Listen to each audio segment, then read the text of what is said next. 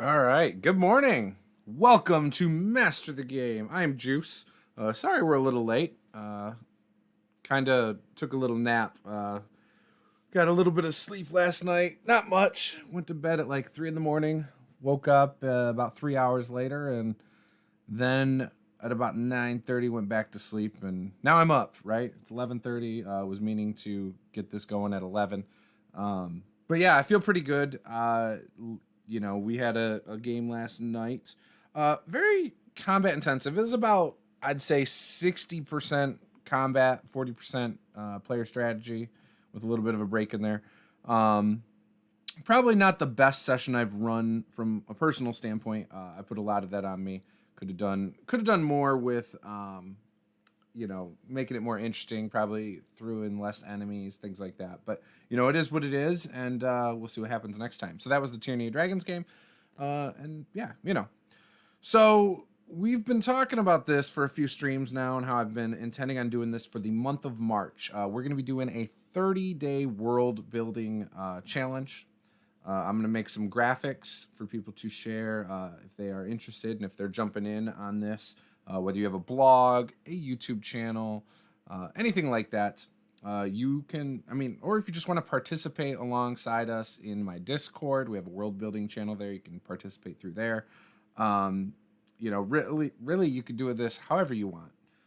You don't even have to follow the prompts. But I've got 3 potential 30 days of world building for this year.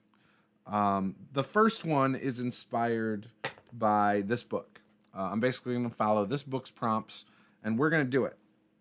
There might be some things I adjust, but for now, I've basically copied the 30 days, right?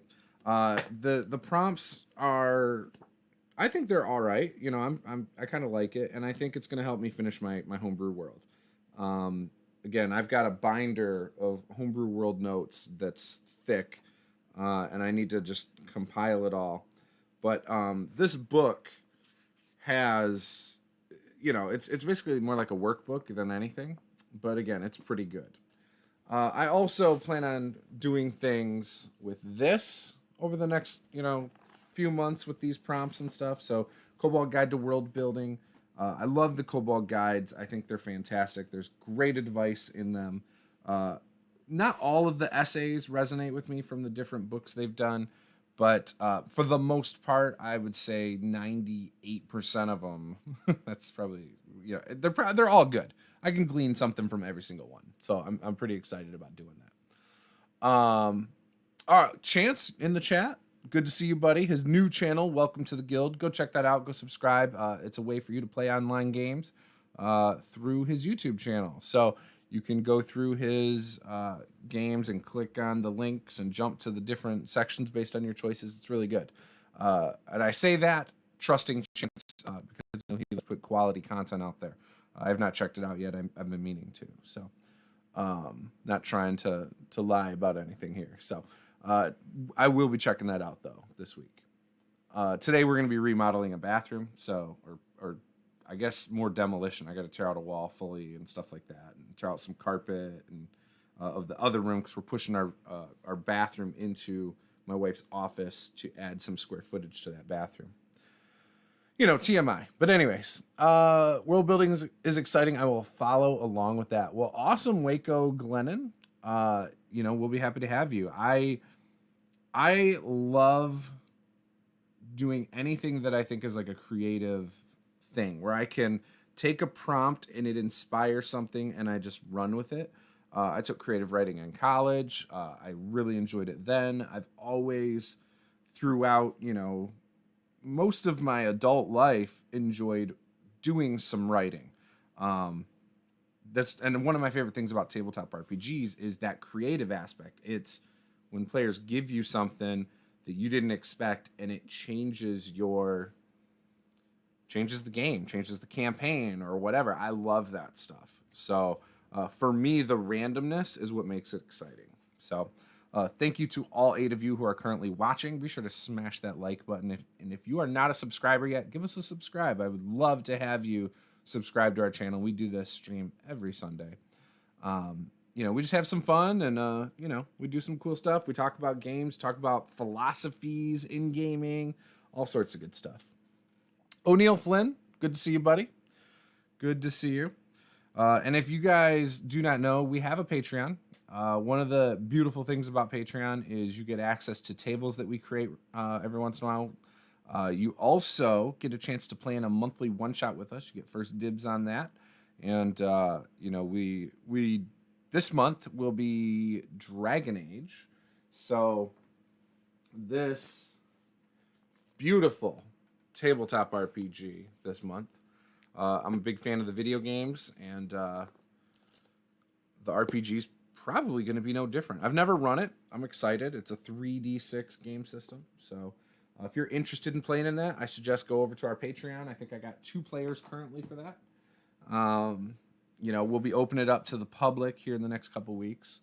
But it's going to be a good time. It's going to be a Grey Warden one-shot. So probably going off into the deep roads. Maybe we'll introduce an archdemon. It's going to be awesome. So I'm really looking forward to it.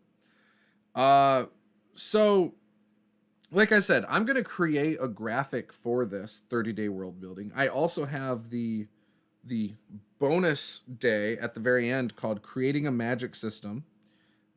So that'll be fun. We're going to do that as well to go along with this. So we'll talk about it, all the stuff through the prompts. There is magic on one day. That's kind of a vague prompt, but at the very end, we'll go over creating a magic system for your world.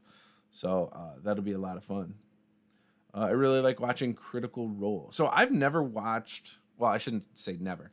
I've tried to get into Critical Role. The problem is I've always started with their first episodes that didn't have the best sound quality.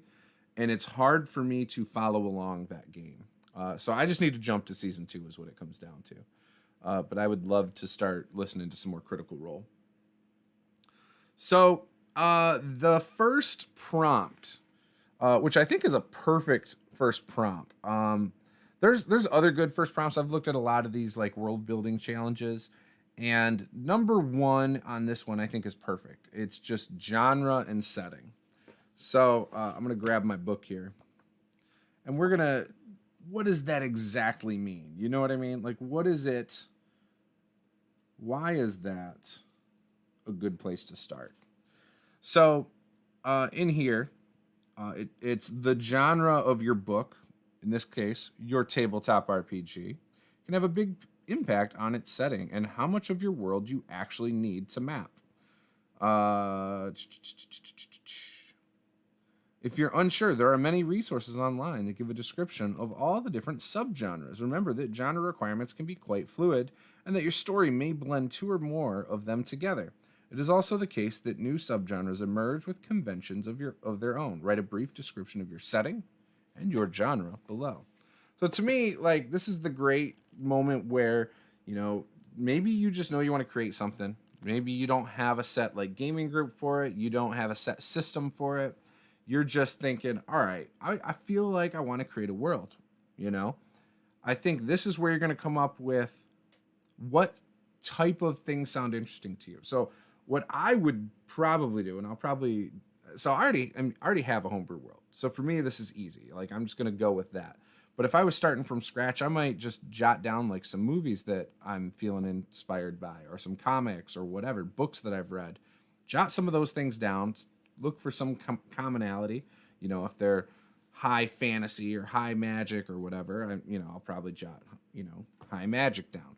If it's low magic, I might say that. Gritty. Just the words that to me emphasize that. And based on all the words I come up with based on those, I would then, again, narrow it down. And eventually from that, I would probably come up with some sort of like elevator pitch or a paragraph that I am going to want to stick to throughout the process. Now, nothing in this is set in stone. You can always go back and change things and do whatever. And that's what's going to be awesome about this. It's going to be interesting, I think, to see what people start with and end with.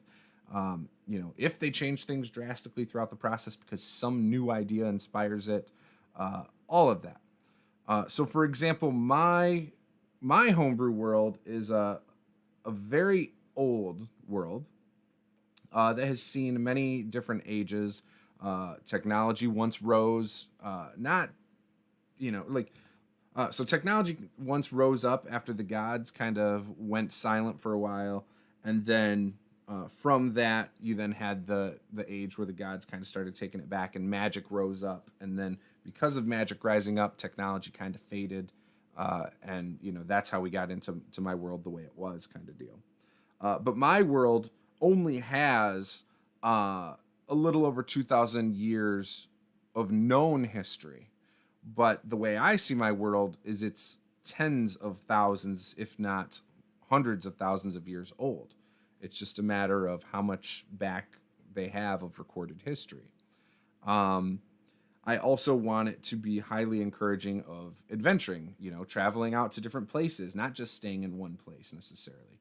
So you have, you know, the normies, as I'm going to call them right now, but the people that don't want to seek adventure because of the dangers involved, who stay put. But then because there's a lot of people like that, when people are willing to go out and explore and things like an adventure, the things they can uncover are pretty fantastic. So I want to incorporate a bunch of world wonders, for example. So all that stuff is what I want in my setting. What was the first world building book you held up? It was this one, 30 Days of World Building. It's just it's more like a workbook. I got it for Christmas from my wife. She got it on Amazon, and again, it does not. It's again, it's mostly just prompts. So, like for example, here's day 3 and 4. You know, that's it. It's not a lot to read. Real simple stuff, and that's how most days in here are. So. But we're going to use it for this exercise, for this first one. And I think it's because it's a good step-by-step process. I don't know if it's worth it to pick it up just to read it. Like, to me, this isn't a book you just read. This is a book that you have to sit down and do the exercises of it to get anything out of it. Because if you don't, it's not like you're going to, I think, learn a lot. Does that make sense? So, yeah, we're going to put that into here. And again, I've looked at others. There's a web, I think it's Web Writer. I got that one from Jordan, the PH is Silent. He just did his 30 Days of World Building in December. And, you know, this, which was awesome, by the way. I loved his. I've been wanting to do 30 Days of World Building for a long time. I've done it before. I've done the AbTab one. I didn't make it all the way through. A few years ago. I've done some others, but I've never done it through my channel. I think the AbTab one I did on my channel, but didn't finish it. But this is mine. This is the one I'm gonna do. I'm gonna record it all before the month of March. I'm gonna record all 30 videos, I think, and in March we'll just upload them one a day. If I don't finish it, no big deal. But I will get 30 videos and the bonus, creating a magic system at the very end. So it'll be fun. It'll be awesome. And we'll talk about throughout the process, you know, any learning curves we had. If I get ideas that don't fit the setting, I'm going to jot them off to the side. I'll talk about all the different ideas, the new inspiration I got throughout the process, and I'll put that over there in a whole separate video as well.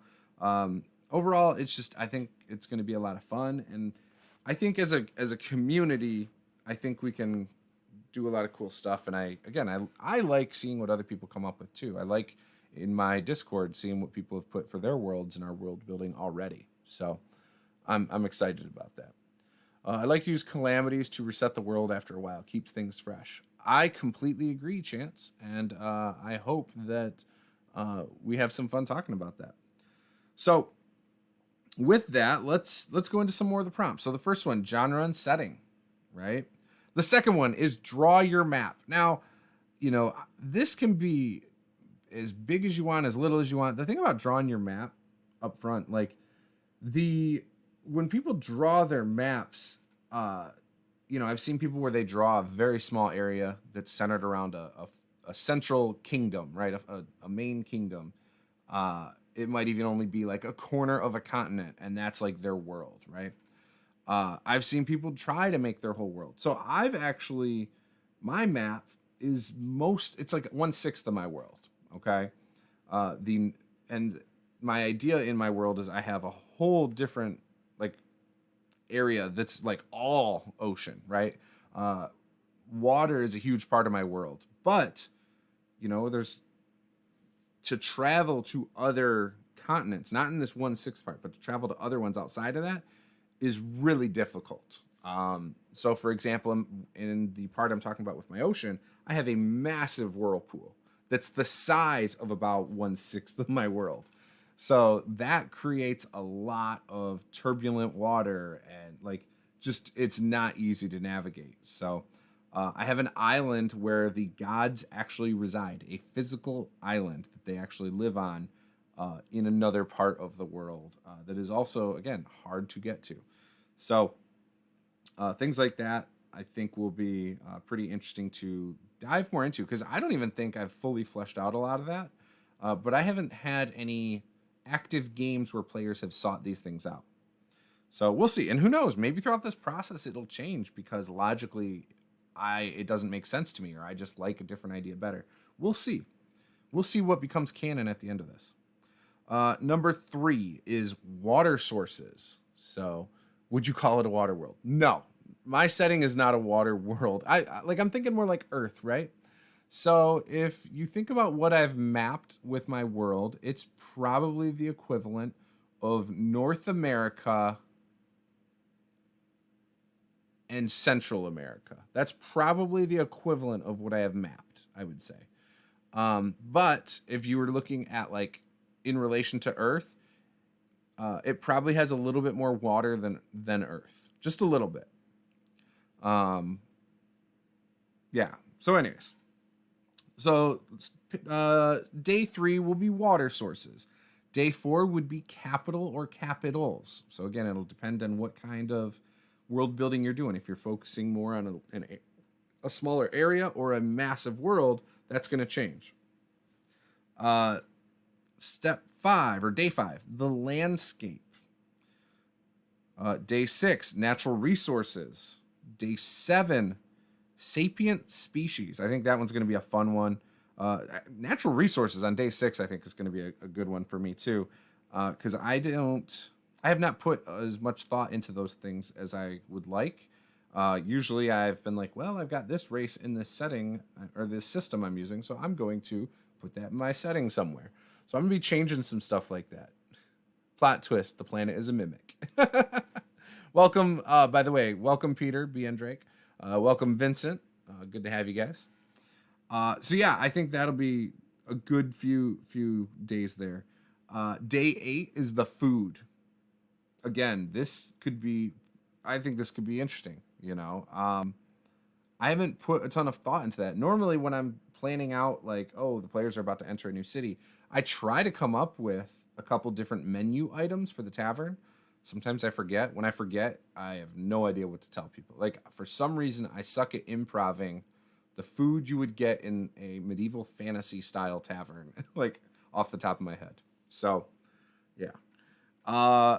Number 9, farmed animals. So what animals are they, growing for food or for, fur or whatever? So I think that'll be a good one. Number 10 is going to be the natural predators. This could be monsters. It could be just more of your animals if you want to stick to that. Could be plant life. Chance, you know all about plants that eat you. What does it want to eat then? Other planets. Vincent says, so you think other planets would flee if a giant mimic would not be disguised as a planet? Right? The idea of a planet eater you live on is kind of cool. That would be kind of wild. That would mess things up drastically. But it's a very unique idea. Make for an interesting sci-fi game. Do you like to go weird or grounded with your world building? I like to mix it up personally. So I love to go with tropes. I think the tropes are important, but every now and then I like to flip them upside down. Occasionally, even more rarely, I like to go with something that makes you go, huh, that is the most odd thing I've ever heard, or that makes absolutely no sense. Things like, off the top of my head, you could have like waterfalls where the water flows backwards, or maybe waterfalls where the water doesn't even look like it's flowing or something, but really it is. It's just, it looks like it's standing still. Stuff like that is kind of cool in my opinion. That's not really weird, but it's more supernatural, I guess. So yeah, I'm cool with it. But yeah, so that's kind of my take. I try to, again, I think there's too many people who, there's more people who lean towards realistic or realism. And you even see it in things like D&D. People would be like, well, that's not realistic. And it's like, well, okay, but you're talking about characters that shoot fire out of their hands. Like, that's not realistic. So, or, you know, creatures that fly without wings. Again, not realistic. So, but a lot of people need their settings grounded in some form of reality. So getting too weird and things like that. And hell, you might be talking about weird, just like Cthulhu style weird, rather than realistic type weird. But even then, I only do that occasionally. I don't overload my setting like that. I like how they did it in Avatar: The Last Airbender, where all animals are simply two normal animals mixed together, and some are mystical. Yeah, I think that's cool. I like that. A series I really like is The Dragon Prince. That setting to me is really good. It makes sense how it got to where it is. And it's just one big continent, right? Like, there's obviously more in the world, but that one big continent, I think you get enough from that to know that what it's like. And I think they take some good tropes and flip them a little bit. With the elves being from the more magic side, where humans are dabbling in black magic or dark magic, and like the whole idea that they don't like each other, dragons who are overseeing the elves in their realm, kind of deal.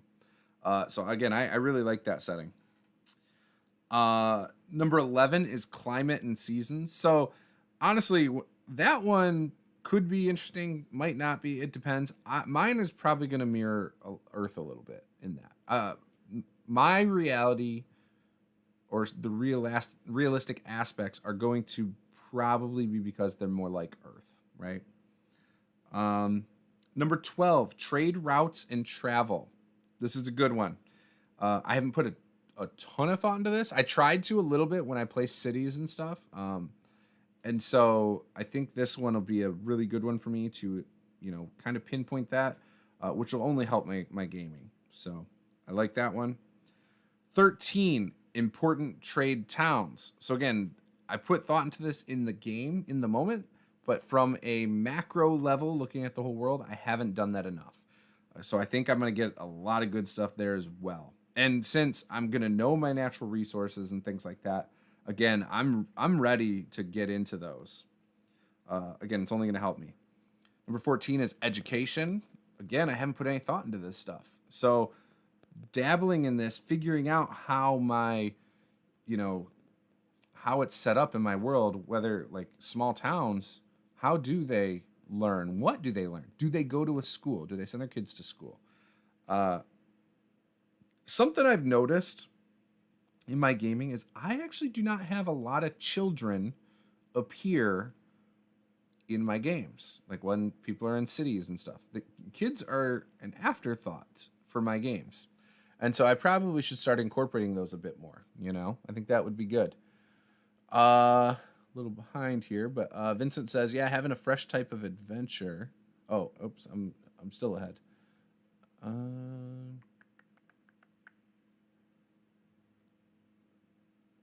Okay, well, Chance, welcome to the guild, says, I like to take the tropes to new levels. For example, give your characters their own character sheet, or tell them that they have a weird genetic anomaly that predisposes them to adventuring. Okay. Is that like the thing where you give them a blank sheet and they learn about their character as they play? Is that what you're kind of trying to say? I don't understand. Why do you give them a new character sheet? I'm very confused by that. Or their own character sheet. Tell them that they have a weird genetic anomaly that predisposes them to adventuring. Okay. Vincent says most fantasy worlds, especially those for RPGs, inherently make no sense. The number of super strong monsters alone would have prevented any civilization to build. Yeah, so that's why I think this is important. This is where you can decide where are the different types of monsters and why do they make sense there, you know? Obviously, they're going to need food. If they're the type of monster that needs a large area to roam, then you're going to have to do that. And there shouldn't be like towns right there. It would be impossible for those to build up, right? So yeah, I agree with you.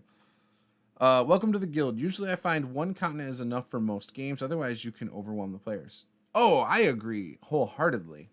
And this isn't something I would say all players need to know. This is something that me as a game master needs to know. For me, for myself, and because I want to, more than anything. And I'm going to try and leave holes. But part of this, too, for me, to kind of share a little more. So I've been wanting to do this for years. I've been running games in my homebrew world for 6 or 7 years now. And my ultimate like bucket list thing was to one day, write out my whole world, or at least the 1/6 portion, which is only made up of like 4 continents. It's not anything too massive, though. It's not anything where the players couldn't, explore the main parts of it, as it is now. But I have always wanted to make it into a book that I could give to all my players, whether it's most likely print on demand. And so that's like my ultimate goal with it. But yes, I agree that one continent is more than enough for most games. Vincent says, yeah, having a fresh type of adventure archetype is always fun. I didn't really want to go on adventures, but I am simply not good at anything else. Or I got some weird blessing that forces me. Yeah, I get that. Micah says, I love how Dragon Prince handles magic, especially magical components. Yes, I agree. So that's something that I do want to incorporate into my world. So I also love in Dragon Age is the other thing. I like the idea of blood magic, for example. I love how dark magic works within Dragon Age. And what is it? Arcadia? Is it Arcadia? I can't remember the name off the top of my head. Something like that. But I agree wholeheartedly. Welcome to the guild says, I'm also a fan of the as if by magic line. Saves a lot of unnecessary explanations. I mean, it does. You no matter what, I think when you're playing in a game that is not like your current world, you have to have a level of disbelief.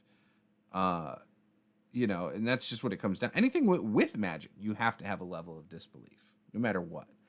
I can't think of any magic system that makes it make sense from a realistic standpoint for the most part. If anything, parts of like the Dragon Age, like you get your magic from the like demon world kind of deal, pretty much. Or in the Dragon Prince, you get, if you're using dark magic, you get your magic or the energy for it from other creatures or other living things. The elven magic is still kind of up in the air for the explanation for it. But for a human to have magic, that's kind of how they've explained it. Like, you have to take this creature and basically kill it to cast your spell, So you're basically killing things, taking their energy and turning it into magical energy. So that's a decent, explanation, I think. Vincent says, reminds me of Thank You for Smoking, where they discussed a smoking ad on a space station, and one asked, wouldn't smoking be impossible in an oxygen-rich environment? And they said, just hand wave it. Vincent says, good thing we invented the whatever machine that deals with that problem. Right. Chance, as part of their testing, they get an in-game copy of their own character sheet. Oh, okay. Yeah, I don't understand, I guess, where you're going with that, man. Sorry. It's the character sheet thing is throwing me off. The other part you had set up there, it makes perfect sense. Nathan says, I'm a potato. Well, I'm a banana. And if you don't know that reference, go watch Rejected. It's like a 20-minute short film. It's great. At least I thought so in high school. Vincent says, I think if you present a world, you should always start small. A village is optimal and then slowly expand on it. I don't necessarily agree with that. I think, yeah, if you're starting a campaign, yes, I think that's the best way. Start with where you think the players are and expand on it. Um, is totally good. Have a general idea what you want for the campaign, and based on that, yeah, I agree. I completely agree in that regard. Vincent says, "You're a special potato, Nathan. You can write." He said thanks and posted a picture of French fries. Beautiful. I love it. Vincent says, "I think if magic would make perfect sense, it would not be called magic. 100%. It wouldn't. It would just be a weird energy source. Magic implies that it is magical or not properly explainable." Yeah, but like, okay, so is religion magic? Because like in our world, people can't really explain like how religions work or like how gods work, and that's why there's so many ideas for if God is even real or what God is real, like all sorts of stuff.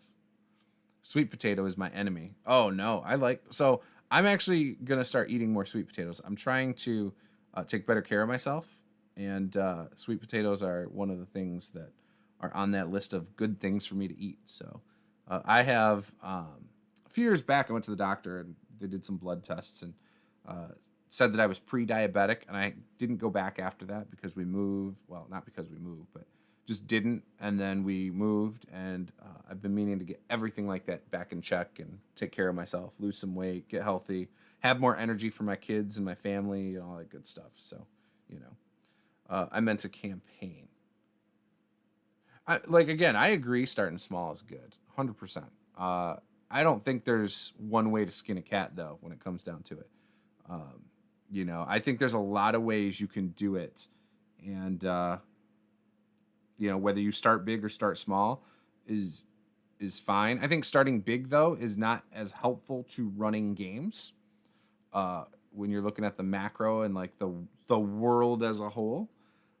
Obviously, starting small or just looking at the micro and the area they're at and how things are in that small area makes way more sense for running a game or a campaign or whatever, because you're only doing relevant stuff. Whereas when you're looking at the macro, a lot of times you are doing a lot of stuff that is wasted energy for the sake of a game. So I would actually agree with you as to what you said.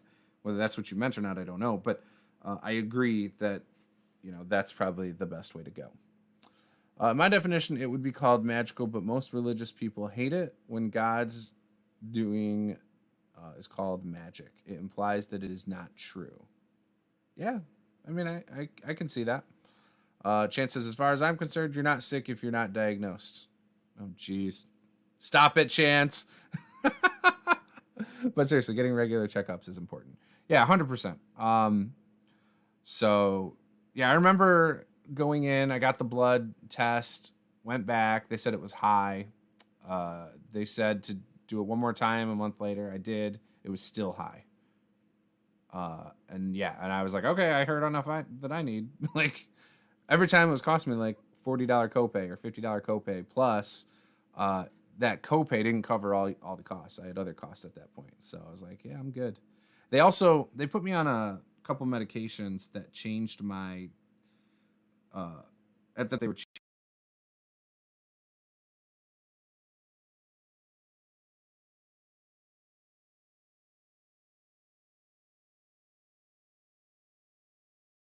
for the diabetes stuff. It was just a pill. So I was taking two of those, and after not even a week, I remember feeling I just was different. I was disinterested in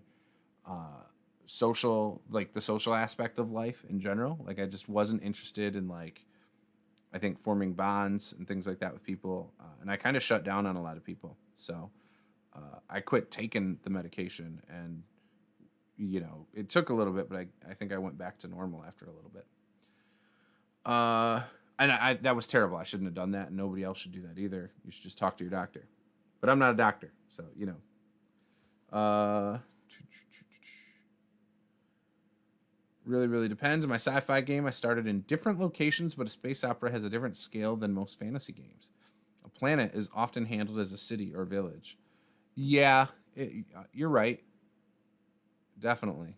Vincent says, American health system. I am so happy that I don't have to pay for such things. Yeah, it's ridiculous. Like you get at the time we were having like I mean the way it works over here, and I don't think people realize it. Like each paycheck your employer cuz that's how you get insurance usually. Like 99% of the people in America who have health insurance get it from an employer. And I'm not trying to get political and I don't want this to go political, but you whatever the employer decides to buy for you is what you get. You only have the options the employer presents. And then from that, the employer doesn't have to pay for squat. Like they choose how much they pay for. So you might still have to pay, ridiculous amounts of money. And in most cases, from my experience, you do. So my first employer that I worked with for 10 years, we were paying almost $500 a paycheck for our insurance. $500 is a lot of money, and it covered some stuff, but you still had to pay. Like if you had a medical procedure, you then still had to come up with I think up to $3,000 out of pocket. So not only are you paying, $6,000 a year for that, but then you also, if you had a medical procedure, you're at almost $10,000. Plus you still have to pay all your deductibles. If you ever need a medicine, whatever, maybe you have a regular medicine you have to buy, you have to pay whatever that is. So it's not cheap for some people, that's why a lot of people forego insurance in America, which then just passes the cost to the other people who are paying for insurance. So it just kind of sucks because, hospitals and stuff are for profit. They have menus, and it's funny too, because the price varies from one hospital to another, and who they negotiate with is between insurance companies and them. There's a lot of, under the table dealings. I had a friend who knows a guy. Well, not knows a guy. I had a friend who had a job, and his boss used to be in charge. He used to work for pharmaceutical companies, and they used to take doctors out in order to convince their doctors' offices to prescribe their medication over a different medication. Like, how was that not illegal? I believe now. I believe the Affordable Care Act actually changed that, but I don't know the details on all that, and I don't care. But either way,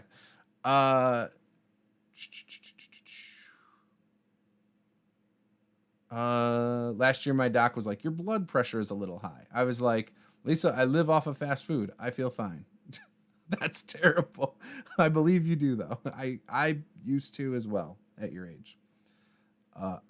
So I met my wife when I was 25, and so in high school and shortly after, I used to cook meals occasionally and stuff. But when I wouldn't say I lived on my own, but I moved in with my grandpa at like 21 years old because he had a surgery and got a staph infection, and really just moved in to kind of help him out at first. And then I just overstayed my welcome for like 3 or 4 years. And almost I never once cooked a meal while in that house. One, he had a lot of stuff piled up in different rooms, and it was I just stayed to my room most of the time unless he needed me, or I was never there. I was out at friends or whatever, early 20s, right? Early to mid 20s. So, yeah, I never really cooked a lot of meals. So I would go out a lot, and I wouldn't necessarily eat like fast food, but I mean, I did. I ate a lot of McDonald's and stuff, or pizza or whatever, but I would also go to like places that were a little better and like try to get like a decent meal, like I ate a lot of salmon in that time and steamed vegetables. Oh, like still to this day, I love salmon, and that's one of my favorites. Anyways, but yeah, Vincent said it is just mandatory that you get a basic level health. Yeah, that makes sense. Nathan says I'm in the hospital now because I'm a potato. Vincent says, I had a problem with my gallbladder a couple of years ago. I stayed a total of, I think, 4 weeks in hospital and had multiple. So I actually had to have my gallbladder removed back in 2012. Yeah, I remember having a pain and couldn't explain it. Went to the doctor. They couldn't identify it. And this was not the first time I had that happen. It originally happened when I was 22. I had a pain like that, and I went to the doctor, and they couldn't explain it and sent me home on Vicodin. Vicodin does not help your gallbladder, kids. I'm just letting you know. But they didn't know that. In fact, they tried to tell me it was indigestion. So then again, when I had that problem, it was more serious in 2012. Same thing happened. I went in there. They told me it was indigestion. They gave me Dilaudid, which was amazing. And I remember I said, well, are there any more tests you can do? Because this is not the first time I've had to come, and this is not indigestion. And the doctor then said, yeah, we could do like I think it was a CT scan.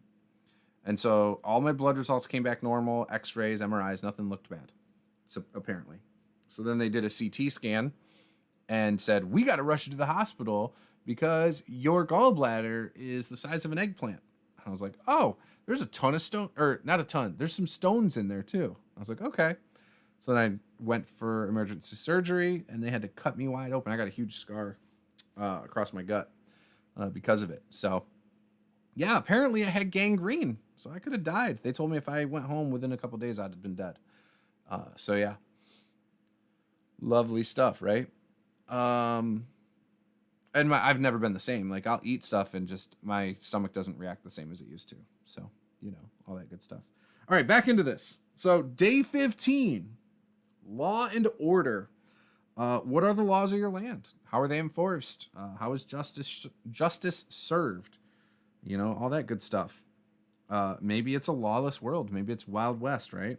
Which I guess the Wild West was not as bad as people think. It was made out to be much worse. But,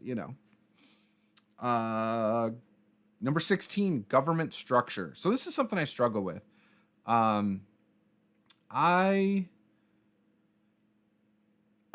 just don't know a lot about government structure when it comes to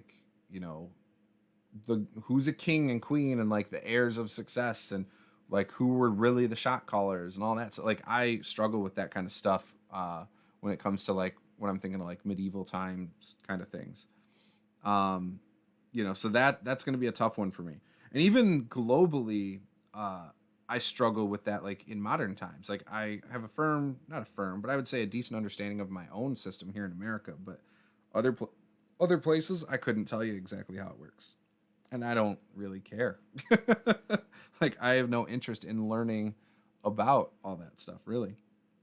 But for my world, I want to know. Number 17 is economics. I think that's a good one. And I am trying to have a campaign centered around the fact that this one region is extremely poor right now. And for reasons such as monsters overrunning the mines, things like that. And also because of politics, it's rough in this area.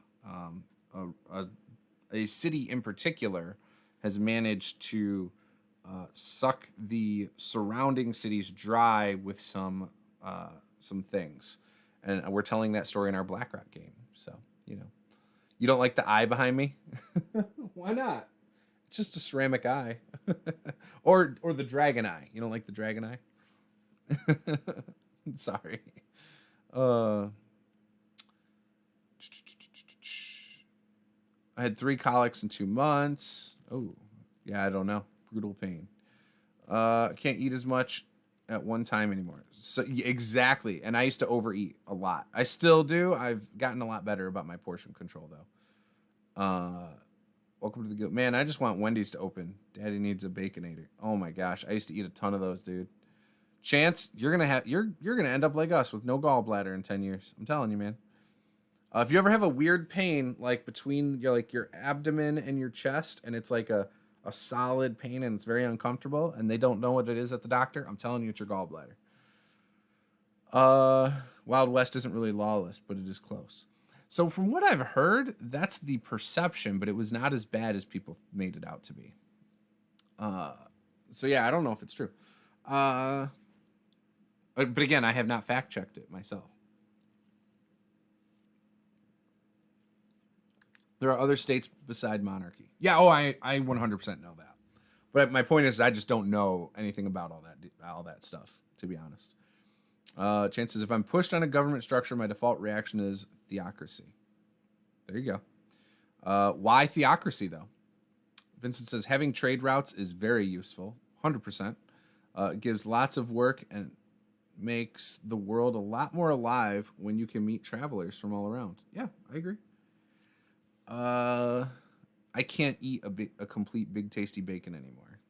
I had a brutal pain in the back because of indirect pain.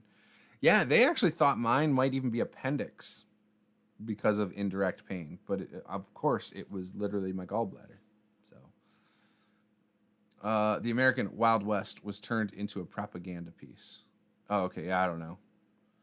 I'm sure it was. But yeah, it's interesting to me. So yeah, 17 was economics. 18, family groups. I think that one will be a good one. Like how many people tend to live in a household, or what is the structure of a family in these things. So I think that'll be interesting. Number 19, gender roles. Again, you guys, when we're doing this, can change these things however you want.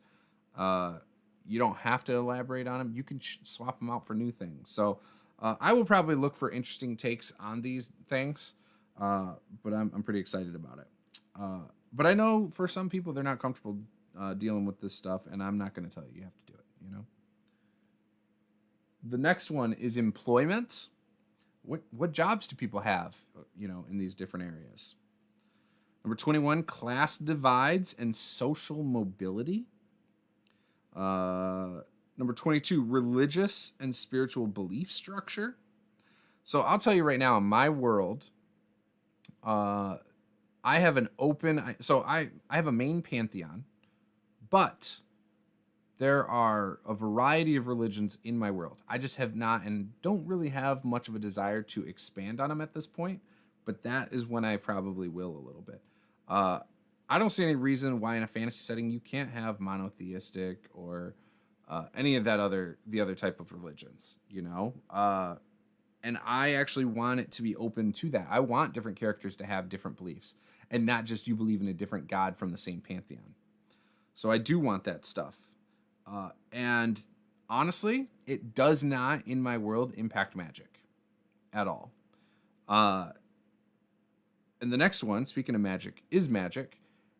So magic in my world, some believe it's tied to the gods, but it's not. When it comes down to it, it's not. Anybody technically in my world is capable of magic. Large portion will never, ever tap into it, figure out how it works, or even do magic, right? 99.9% of the people in my world will never, ever do magic. And the reason I did this, or I want it like this, is because I want a feasible explanation why characters could multi-class from a non-magic class to a magic class overnight. So for me, that's why. And there are magic schools where you can learn how to do magic. There are people who just know how to do magic, sorcerers, for example, and they don't necessarily know how they know to do it. They just are natural talents at it. I guess it's kind of like athletes. There are some people who are natural freak athletes. There are other people who have to work at it to become athletic. And there's some people who are just not athletic no matter what. But in all actuality, in the real world, everybody is capable of training their body to become athletic, right? So you do have your genetic limits, though. And it's the same way in my world when it comes to magic. So that's kind of how I'm viewing it there. You a 32 question mark? What do you mean? Like, am I age 30? I'm 36. Well, I'll be 36 in April. Theocracies are flexible. You can expand the world as well as provide exposition. Yep, that makes sense. Vincent says, I like giant families where the whole village is very close-knit. There you go. Makes for great NPC interaction for mysteries. So I like the idea of a village that's all related and it's a cult. I really love that idea. I actually did a city that was basically a full cult in one of my games once, and it was awesome. I enjoyed it. They were trying to kidnap the players in the tavern at night to feed them to the large lizard underneath their city. They have a tavern, an inn that's called the Keystone Tavern, and it's in between two mountains and in the middle of this bridge, and it has an opening at the bottom floor underneath the bridge area. There's a large lizard down there. Think like a Tarrasque, like you're feeding a Tarrasque so that it doesn't eat your city. That's basically it.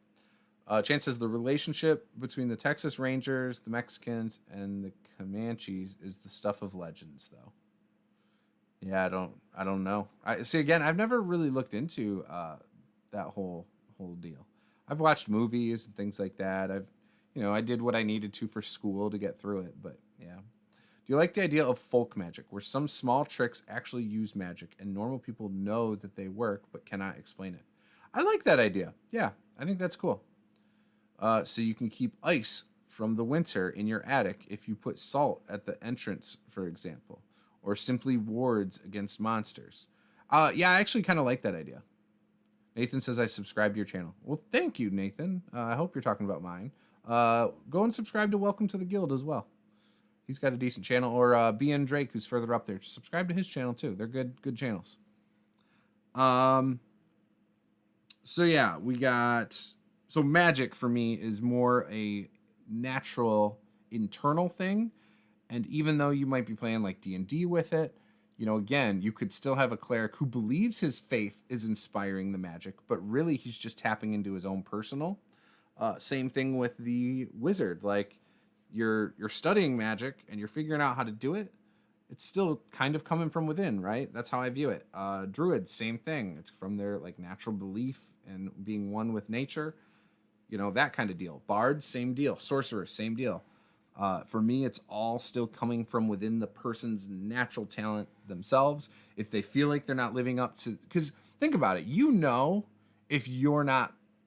You know, say you're a Christian. You know if you're doing something that by your religion would be considered wrong.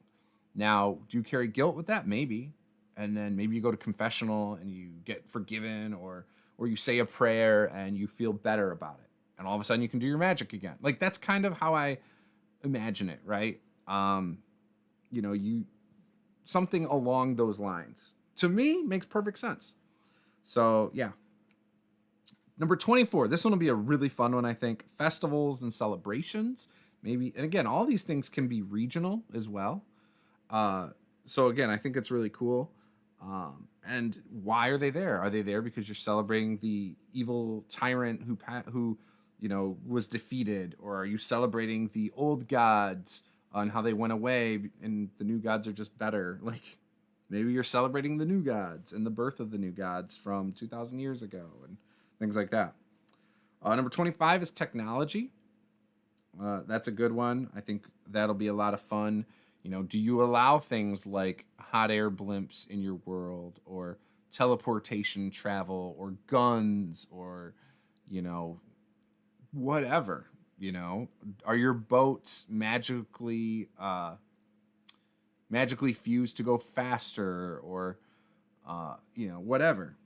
So again, I think that'll be a fun one to see what people's technology is and to come up with my own, right? Number 26, medicine. You know, in a world of magic, do you need medicine, right? If you do, how deep does it go? Is the medicine made with magic? Again, I think that'll be a fun one. It kind of can go along with technology, but I think it's good. Chances I draw clear lines between magic and miracles. Provides an interesting dichotomy. What are some examples? I'd love to hear some. How old do I look? Well, you're a potato, so maybe a month or two old, Nathan? Kind of a man against gods thing. Oh, okay. I gotcha. Yeah, so I like that idea too, of having like the gods oppose some of the people. In fact, the old gods in my setting are more evil. Like, they were all about, you know, you worship them. They don't do squat for you. They're not trying to protect you. You're basically their plaything. The new gods came around to protect you from the old gods and things like that. That's kind of their role. And they did try to help at first, but they got caught up squabbling between each other, which I think is probably a common thing in a lot of pantheons that I've ever heard people use. And they, because of the wars they were starting and how they were going against what their original intent was, they banished themselves to an island on the world. So now they won't leave their island unless they're in avatar form or in the dream plane. So that's the only way you can actually speak with or see a god in my world. For me, magic is one's ability to bend unseen forces using their will. Miracles are one using dedication to receive divine abilities. Yeah, so I guess what I'm saying is, while something could be considered a divine ability mechanically in my game, it's still not actually divine. It's still coming from within. You know, like spirit guardians would still come from within you. You're able to summon your ancestors to come and fight on your behalf or something, whatever. I don't know. I'm just pulling that out as an example for the moment. Vincent says, well, it is actually a lot more complex in real life. I know a lot about religion, and I am still never sure if the things I do are right or wrong. Exactly knowing that would be a huge deal. I mean, yeah, it's all up to interpretation. I mean, if you're like Christian, for example, and you eat, shellfish, that's Old Testament says you shouldn't eat stuff like that, right? I don't know Christians today who, well, I shouldn't say that. Most sects of Christians do not care about that, right? But then I believe certain types, when you look at Amish and things like that, they are more strict about things. So again, it just depends. Or mixing fabric types. So, to me, again, I'm not going to get into personal beliefs or whatever, but just examples. It would prevent any smaller religious groups because you could test objectivity if you are right or wrong. Yeah, I suppose. People are easily swayed, though, is what it comes down to in real life. Glenn Miller, having Welsh, Irish, Pennsylvanian, Dutch, Blackfoot, Cherokee, and German heritage, I like druids, priests, shamans, fighters, and clerics. I like all of those things as well. I do. For me, I just love martial classes, to be honest. But, healing magic, the source of so much debate. It should make all medicine obsolete instantly if there is not a very good reason for it not to. So I don't agree with that. If you don't have enough people who can cast healing magic, you still need medicine. How are you getting medicine to the smallest towns?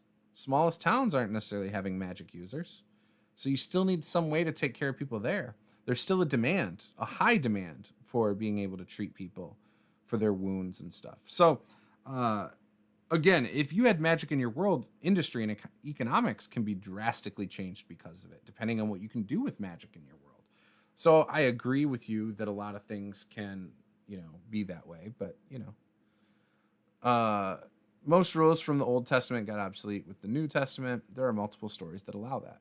So, yeah, and I, again, not trying to go down the religious rabbit hole, but I've got a couple friends who went to school to be priests and things like that. And we've had some good talks about the history of the Bible and things like that over the years. So, yeah. And which books were chosen and things like that. And, yeah. And why certain things were in there at the time that they were, if it's really fascinating. If you are somebody that's in college or just even as an adult, if you want to go read books about stuff like that, there are some really interesting things out there and you can learn a lot. And I think for some people who just went to church their whole life and, never really put much thought into it other than, well, that's what my priest said or my pastor or whatever. Reading the history of it and, the whys, I'm not saying it's going to change them, but it will definitely open their eyes to some things and make them question some faith. That's for sure. Yeah, see, so you probably understand. So you and I would probably have great conversations off air. I don't want to get into debating stuff at all. That's why I'm not. But, yeah. I will say a lot of the stuff I've learned, I am agnostic. I believe there's a God. The details of that, I don't personally know. And a lot of it is because as I learned more about the history of stuff, I just changed my mind on things. Right? Depends on a lot of factors. I was talking about clerics be as common as in D&D. But see, are clerics are they common in D&D? I mean, think about it. A lot of that comes down to the DM, right? So if you're playing even in published settings, you don't have a cleric in every town. In the large cities, yeah, and you have temples in the large cities, but you don't have it in every single town. You only have them in the most populated areas for the most part. And think about it. I'm not even, for adventurers, sure, they can go and get it, but like, what about the people of the town? What about for childbirth? What about for people who get hurt, chopping wood, things like that? They need medicine, With the dark natural tone hoodie that you have on, monk, priest, friar, do well are all possibilities. Yeah, I don't know, man. I have a couple of agnostic friends. I have friends all over the board. I grew up with Jewish friends. I My senior year in high school, I took a Mormon girl to prom, or not prom, to homecoming. Yeah, Catholics. Like I've got it all, man, all of it, pretty much. And I like it that way. I don't like putting myself in echo chambers. I like having good conversations with people who can do it without getting heated, and because if they get heated, I notice I match their tone, and that's not a good thing. So, and then in those instances, you just decide not to talk about that kind of thing, and you stay friends. Or if you do talk about it, you keep it short. That's why I don't like talking politics today, because the last year and a half, things got really heated in America. And I mean, it was building to that for a while, but especially I feel like the last year and a half. So, All right, let's keep going on this. So, again, I actually think medicine, again, is interesting, and I think you can come up with some stuff in a setting or in a game like D&D. Though you do have like healing potions, right? Like healing potions are a pretty big deal, especially in 5e, right? They're more common, so that gets rid of a lot of needs for things. Or antidotes are in things like D&D or Pathfinder, so you got those too, for poison and stuff. So I guess in D&D, that's all you need for medicine, right? What about if you get poison ivy or something, though? What do you do for that? Next one will be interesting. Weaponry. So, like, our own history shows that a lot of weapons were actually doubled up as farming tools, for example. Or they were made the way they were because of materials or what they were near and things like just the way the evolution of weaponry kind of happened, and which parts of the world had what they had and why, and like it's fascinating. So I'm not someone who's studied the history. I occasionally check out some videos on things, and I love learning new things about that. So maybe we'll have some pretty cool stuff with that when we get to day 27. 28 is going to be awesome. Historic wars are always interesting. I love that type of history. So it'll be cool. Yeah, it's hard to debate while still respecting the other. I think it's hard to debate something that is so close to you personally. How about that? And again, our own life experiences tailor us to believe things within that. So, for example, I do not believe in ghosts whatsoever, and my wife does. And it is hard and this, I don't mean to sound rude or disrespectful to people who do, but because I've never experienced it, and I grew up with a neighbor who was heavily into saying ghosts were real, and they used to sometimes say that different things that I proved was bullshit. For me, it made me have an initial disposition to not believe people when they say it, and to almost want to laugh sometimes. And I have laughed at people who said they believe in ghosts. So yeah, to me, it's like, it's like kids who believe in the monster in their closet. To them, there's something there. They heard a noise from in there. Yeah, they don't realize it was the heat kicking on, and that's just the vents run through the wall behind the closet, right? Like, so, that's kind of where I'm at there. But yeah, you have to have decent communication skills. I agree. 3 minutes until Wendy's opens. Politics, yeah. When are you going to start with that? When am I going to start with what? So this is, so day 1 of the 30-day world building is March 1st. We will have the first video, genre and setting, on March 31st, or March 1st. And we'll go through the month and do these each day. And they'll be pre-recorded, so it won't be live like this. Number 28 is historic wars. Again, so I think this will be interesting because wars throughout time have changed a lot of things. They've changed politics. They've changed religion. They are a big part of history on Earth, right? And, the Civil War changed things drastically here in America. You know, wars have huge impacts that can change things for hundreds, if not thousands of years. And so I think that'll be interesting to try and put careful thought into it for my world. And yeah, so that'll be interesting. Number 29, social change and revolution, which is perfect after historic wars, right? Number 30 is other historic events. So I think that is interesting. I have a feeling we're going to get some cool stuff out of it. Again, once we've done the 30 days, I'm going to talk about creating probably my own magic system and how it works. But I basically already explained it. And I've had the talk with other people. We're going to talk about all of like the learning curves I had through the process. Maybe things I would have done differently. Things I've changed through my world's lore from this compared to some of my games that I've run. And then I'm also going to probably talk about some of the ideas I've picked up while doing that. You know, new ideas. Maybe it's ideas for different worlds. But we're going to talk about all that stuff in there, and I'm excited about it. I am thoroughly looking forward to it. Actually, that goes to the other one. I've read most of the Kobold Guide to World Building. I'll probably revisit that over this month leading into it. So it's going to be good. Ghosts are a hard topic. I never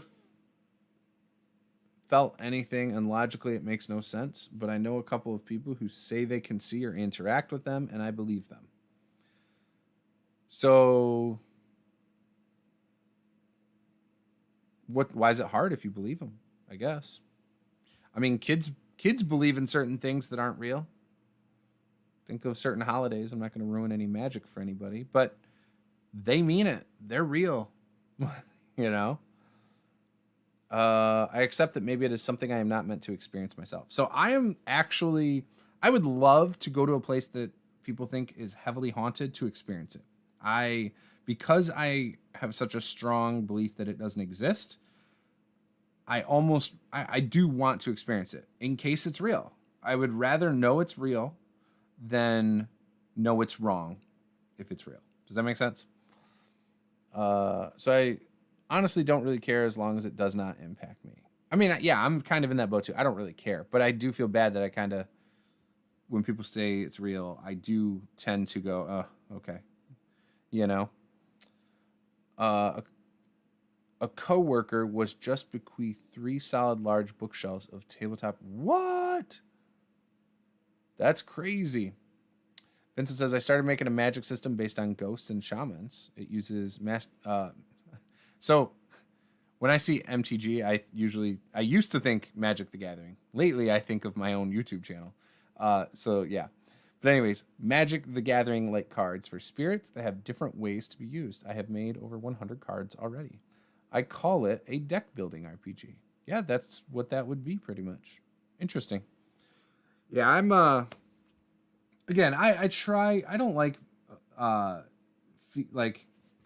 for example, when the ghost topic comes up, I don't like having the discussion with people who are like adamant that it's real, because I know that I'm probably going to offend them, because it's hard for me not to laugh sometimes, you know? Hearing people say, well, yeah, I was in a room and I heard the door shut in the other room. Like, there are reasonable explanations. One, the person has cats. Like, who knows? Something could happen with that. They have kids. They could have been the wind. Could have been a lot of things, right? Maybe it wasn't actually the door. Maybe it was something else. Maybe it was the door. Maybe I'm wrong and it is a ghost. I've lived in old places before. I've been in places where people said are haunted and never experienced a thing. Again, I want to experience it if it's real. I want to know it's real, and I'm willing to do that. But with the world building thing, I'm going to do those 30 days. When I'm done with that, I should have a world building Bible, and with a world building Bible, you should be able to, from that, have a clear idea that you can give to players of what the world is like, My next page that I'll probably, again, once I've done that 30-day world building, some point in April, I'll probably talk about my world building Bible. It's a living document. It should just be made up of key facts and specific details. You're going to have the world, the cast, the animals or monsters, things like that. So, for example, my world is called Thakos. That was my wife named it on accident.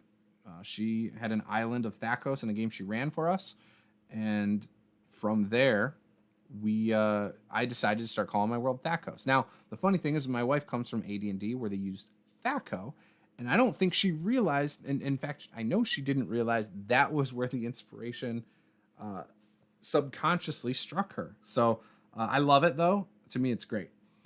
So the introduction page will have a one-page summary, basically an essay of what it's about. And, you're going to, in that, we'll talk about the central point of conflict and the most important characters. So those will be in the introduction. The next section is all about the different cultures of the world. It'll talk about the lifespan of each culture, and maybe it's due to diet, things like that. Religions of different cultures in different areas and why. The politics of different areas, the customs. And again, so when you're talking about a specific culture, it should be at least a page for this. The next section is going to be magic and technology. And again, each entry should basically be a little short one-page essay, right? That covers, the different things about it. So magic and technology will be a whole section. You might have a single write-up about a certain medicine. Maybe there's a reason for it in this one area, but in another area, they don't need it, right? It's a one-page thing. Who profits off of it? How hard is it to obtain? Stuff like that. How does it impact trade? You could do a lot of stuff in a little one-page essay for it. Next one would be fleshing out cultures. So in that section, they're going to be more than one page, right? You're probably going to go into the known details. Now, this world-building Bible is not something you give to your players. It's a little different, right? You don't want players to know every single detail about every single thing in your world. You don't want other dungeon masters or game masters to know every little detail. You want to leave it open, right? So this isn't necessarily a book that you give everyone. And maybe it is. I don't know. And then the currency and economy. Part 2, this section is going to have your cast of characters. So again, one-page essays about each major character in your setting as you come up with them. Again, this is a living document. So you're not going to do this and just sit down and just come up with stuff over and over and over again. That's not how this works. But if you've prepped a character in a game, you might go in and just write it in there. And again, this is just for me because of what I want to do ultimately. The next part of part 2 is zoology or your monster manual, your bestiary, whatever you want to call it. But it'll have your animals, monsters, creatures, one page each, lore, interesting facts about those things.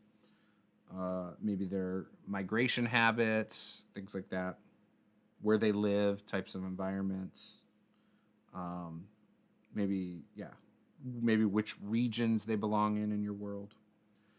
Part 3 is appendices. So in there, you're going to have your timelines for different nations or maybe your overall timeline and histories, your named events, holidays, calendars, festivals, deals like that.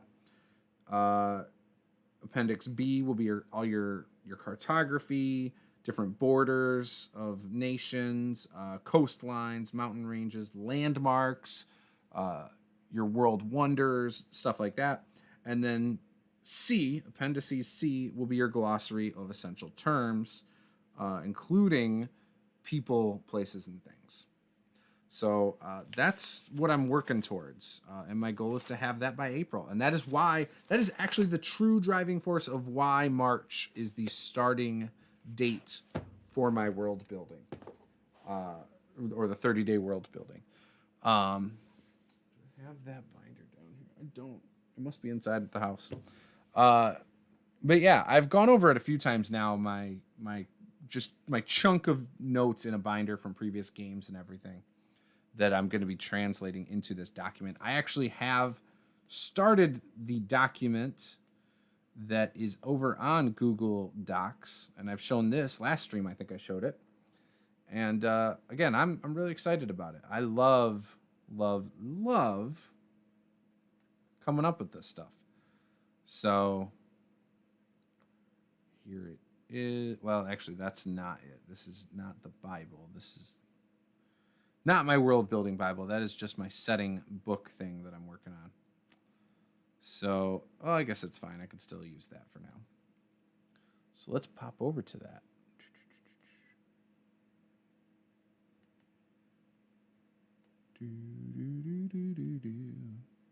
There's that. March 1st, awkwardly nerdy. March 1st. I missed some stuff. All right, let me go back a little.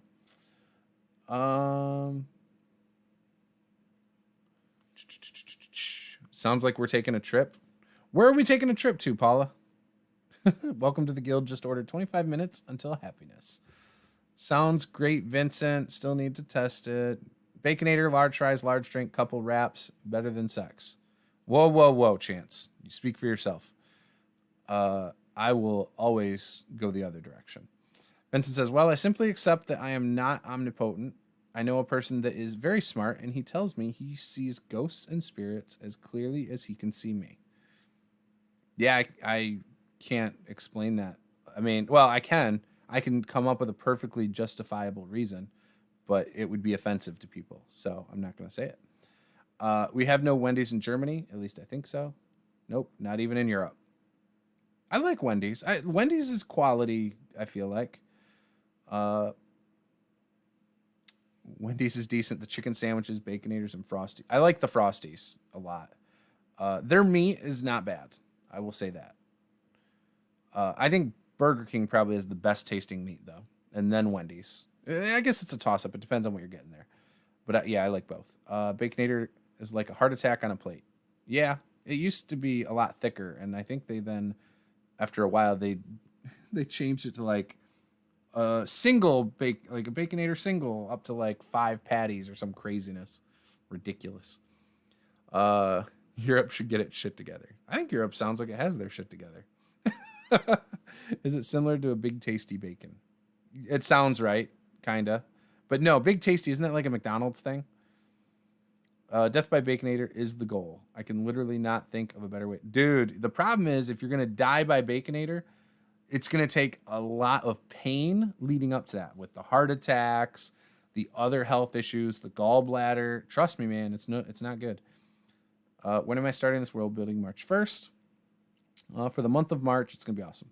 Baconator is just a hamburger, never frozen, with lettuce, tomato, cheese, and up to 3 square hamburger patties. A triple can be huge. Yeah, and you get bacon on every single patty. Vincent says, gotta go, see you guys. Well, thanks for coming, Vincent. It was good seeing you.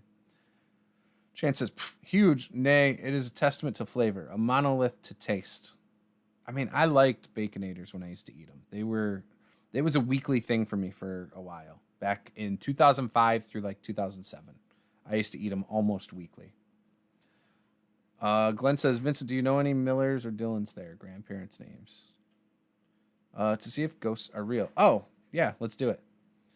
Tim, are you planning on offering a drive-through RPG version? Who's Tim? Whoa. What's up, dude? Today, I wanted to show you what it looks like today. Oh, okay. Yeah. All right. I'll be in a minute. I'm wrapping up soon. Go. All right. Do you mind? I'm very offended. What are you offended by? That I don't believe in ghosts? Sorry, man. Mickey D's nuts. About you calling my Jima out like that. Oh, you're talking about the stuff above? Yeah, I don't know. So anyways, this is what I've got so far. Most of this is placeholders for my world. Got all this stuff about the different ages and geographic locations by areas, by regions, monsters and animals, factions. Again, placeholders, right? So all of this, when I'm done, will be filled out. I expect it to be at least 300 pages. I don't know if I'm going to get 300 pages in the month of April, but that is what I'm working on. So, and with that, I'm going to be taking the stuff from my notes right now, porting it over. So I will have at least a good portion of this. And like I said, my binder's like this thick. I probably got hundreds of pages of notes from previous games over the last 7 years that I am assuming when I've put it into this, it's going to be well over 100 pages anyway. Because not everything from my notes is going to make it in here, right? A lot of that stuff is just game specific. But all my former player characters will end up in this. And again, all that. So I'm pretty excited about that. Nice. Drive-through RPG on the horizon? Probably. Because I want to make this a print-on-demand thing eventually. And I want to eventually, evolve the world. It's been a fairly static world from the timeline standpoint. I've only advanced it in those 7 years. Technically, I've advanced it like 80 years, but that's because I wanted to play a similar campaign with with the same group. So rather than just play the same thing, it was, that old game that fizzled out. Yeah, this is how that unfolded. Here you are still fighting some of the same evils from 80 years prior, because while they stomped it out for the most part, they didn't stomp it out completely. So I have advanced my world 80 years, and that's about it. But it's going to be awesome. I'm pretty excited about it. Nathan says, I'm going to take a nap. You should do that. But yeah, eventually I want to turn this into something. I don't know if it will get if it'll be like a real product I sell. I don't know. I mean, maybe. We'll see. Right now as I write up articles, I do post them up for my patrons. I've only written 2, I think, that I've put up there. So as I write these different articles out, these one-page articles, I'll make it available to my patrons. No art, just literally it's the write-up. And it's just a little behind the scenes into my world. So with that, I am going to end the stream there. I've got some bathroom demolition to do today.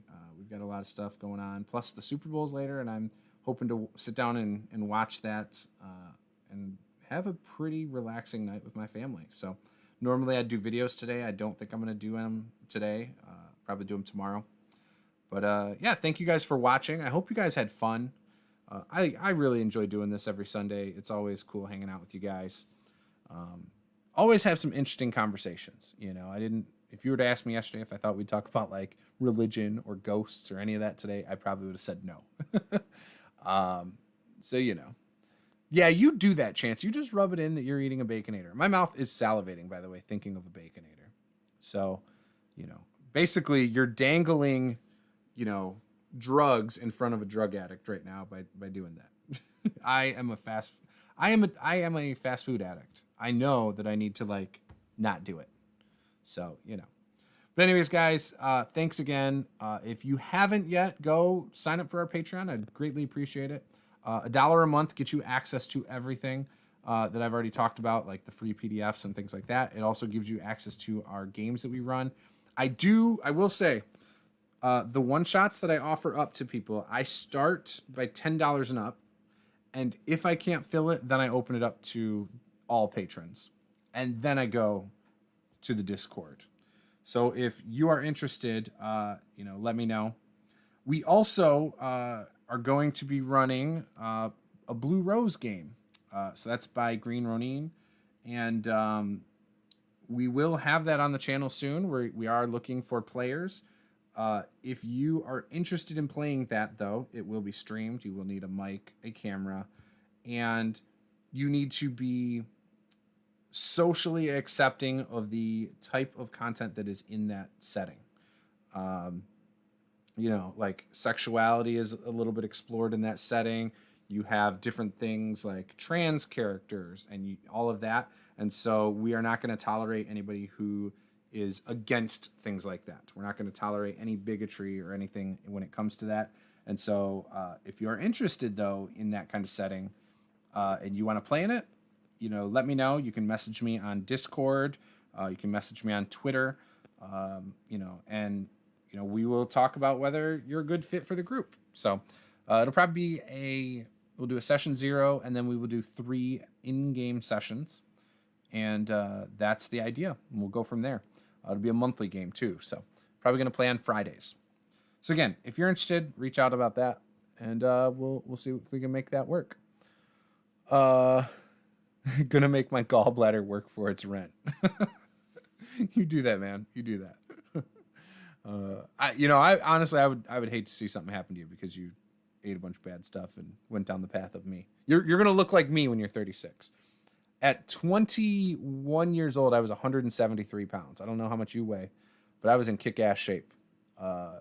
We used to go out into Ann Arbor, and I would do 15 pull-ups, on the street sign, just crank it out, So yeah. But thank you guys for watching, and I'll see you guys next time. We have a lot going on this week. If you are interested, Beck Me, Rules Cyclopedia game of Keep on the Borderlands on Tuesday night. Thursday, we will have Pulp Cthulhu. That is a not safe for work game. Don't watch it in front of women. Well, you can watch it in front of women. Don't watch it in front of children. There's swearing. There's innuendos constantly. It's pretty funny, though. And then Friday is our Pathfinder Fall of Plaguestone campaign, where things are getting really interesting there. And then Saturday, we are taking off this week due to Valentine's Day. So, and then Sunday we have this stream again. So it's going to be awesome. You're a good looking fella. I'll take it. I appreciate it. Are you planning any brainstorming live feeds for any RPG days you are lacking inspiration for? Honestly, I'm open to it. I love coming up with stuff like that. So we used to stream on Wednesdays. We're taking a break at the moment because it was mini painting, but in that I used to come up with ideas and things on there. Maybe on Wednesdays I'll just bring back the live streams, and we'll just start doing it again, and it'll be something like this, but on Wednesday evening. So if you're interested in that, send me a message on Discord, anything you're kind of interested in, and if it's in line with what I want to do, I will do it. I have videos that are more opinion videos coming up in the next week that I kind of fill in those days where I don't have content. I try to fill them in with videos rather than streams. But yeah, I'm open to a lot of ideas. Sometimes just having a little conversation can trigger a whole big thing. So yeah. What are you thinking, for world building? Because I could totally do that. That'd be fun. So anyways, this was Master the Game. I am Juice. Game on.